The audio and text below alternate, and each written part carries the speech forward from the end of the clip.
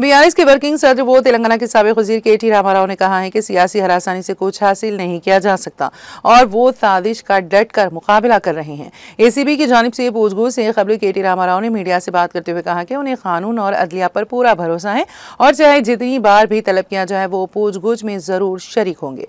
उन्होंने कहा, मैं पहले भी तेलंगाना के लिए जेल जा चुका हूँ, अगर दोबारा जाना पड़ा तो भी डरने वाला नहीं हूँ। एक बार नहीं 100 बार भी जेल जाना पड़े तो तैयार हूं। हमने हैदराबाद के ब्रांड इमेज में इजाफे की कोशिश की है, इन फैसलों से हम पीछे नहीं हटेंगे। कांग्रेस पर सख्त तनकीद करते हुए केटीआर ने कहा कि रेवंत रेड्डी को अगर हिम्मत हो तो लाइव डिक्टेटर टेस्ट के लिए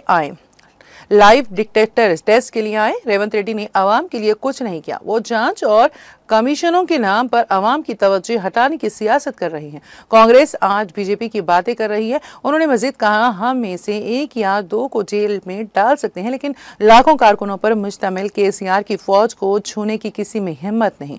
माजी में तेलंगाना के तहफ्फुज़ के लिए टीआरएस थी, आज भी आरएस है। अगर 100 बार भी जांच के लिए बुलाया जाए तो आऊंगा और हर बार सच ही बोलूंगा। केटीआर ने कहा कि जुल्म, धमकियां और वेदनाएं उन्हें अपने मिशन से रोक नहीं सकती। हम हर साजिश के खिलाफ लड़ रहे हैं, झुकने वाले नहीं हैं।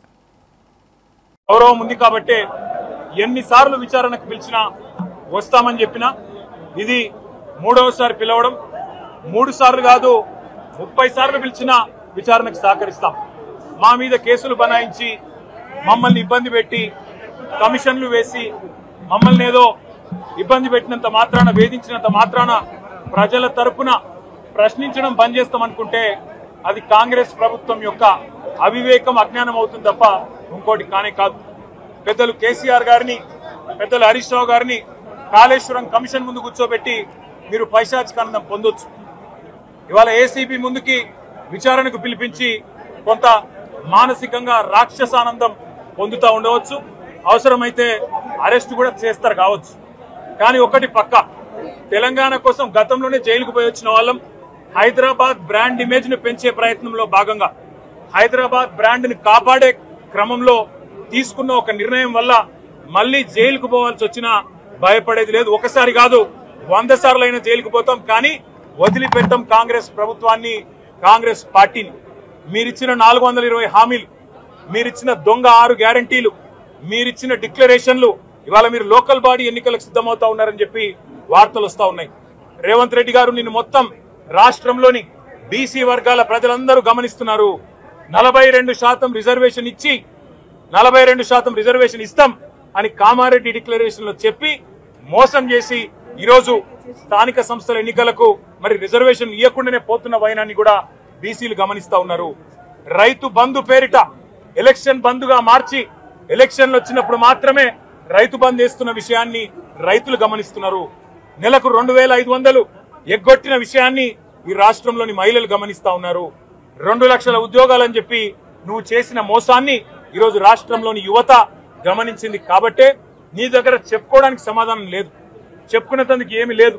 కాబట్టి ఏం చేయాలి, నువ్వు ఏదో ఒక డైవర్షన్ మీద, ఏదో ఒక రకంగా ఒక కమిషన్ అని, ఎంక్వైరీ అని, ఏదో జరిగిందని, ఇదిగో పులి అంటే అదిగో తోక అని, నువ్వేమో దున్నపోతు తినిందనగానే నీకు తయారుగా నీ జోడీదారు బీజేపీ రెడీగా ఉన్నాడు। నువ్వు దున్నపోతు తినిందనగానే వాడు దుడ్డని కట్టేయని వాడికి వస్తాడు।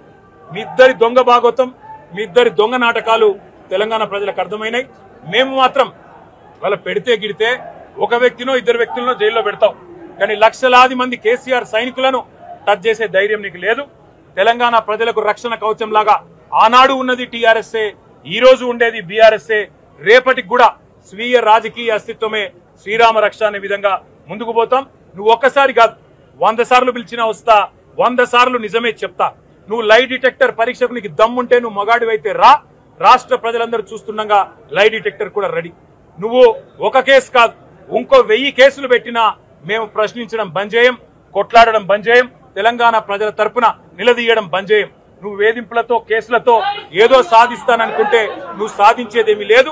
అన్నిటికీ తెగించే కొట్లాటకు ముందుకొచ్చినాం, తప్పకుండా అన్ని ఎదుర్కొంటామని చెప్పి మీ అందరికి తెలియజేస్తూ